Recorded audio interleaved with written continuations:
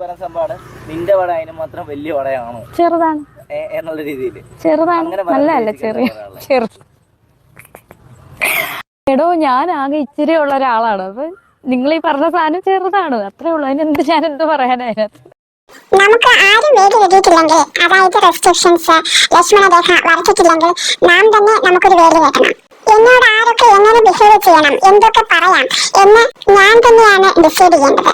എന്തൊക്കെ എന്നോട് പറയാൻ പാടില്ല എന്ന് നമുക്കൊരു ബോധ്യമുണ്ടാവണം. നമ്മൾ ഡിസൈഡ് ചെയ്യണം. പറഞ്ഞു വരുന്നത്, ഡബിൾ മീനിങ്ങിൽ ലൈംഗിക വൈകൃതത്തോടെ ചോദ്യങ്ങൾ ഏതോ ഒരുത്തൻ ചോദിക്കുമ്പോൾ ചിരിച്ചുകൊണ്ട് അതങ്ങ് ആസ്വദിച്ച് അതേ സ്പിരിറ്റിലും അതേ ലോ ക്ലാസ് സ്റ്റാൻഡേർഡിലും മറുപടി പറയുന്ന ഒരു വിധവയാണ് നമുക്കിവിടെ കാണാൻ കഴിയുന്നത്. തരം കിട്ടുമ്പോഴൊക്കെ താനൊരു വിധവയാണെന്ന് പൊതുസമൂഹത്തെ ഓർമ്മപ്പെടുത്തുന്ന രേണുസുധി.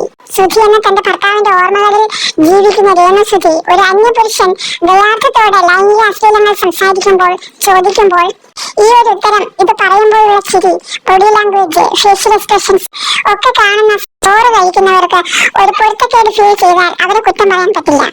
നാം സ്ത്രീകളാണ്. നമ്മുടെ മുഖത്ത് നോക്കി ഒരാൾ ഈ വിധം ഓൾഗറായി അശ്ലീലം ശബ്ദിച്ചാൽ സ്ത്രീകളോട് ഇങ്ങനെയാണോ സംസാരിക്കുന്നത്, മാന്യമായി സംസാരിക്കൂ എന്നൊക്കെയുള്ള പ്രതികരണങ്ങളാണ് സാധാരണ മാന്യതയുള്ള അന്തസ്സുള്ള പെണ്ണുങ്ങളുടെ ഭാഗത്തു നിന്ന് ഉണ്ടാവുന്നതും.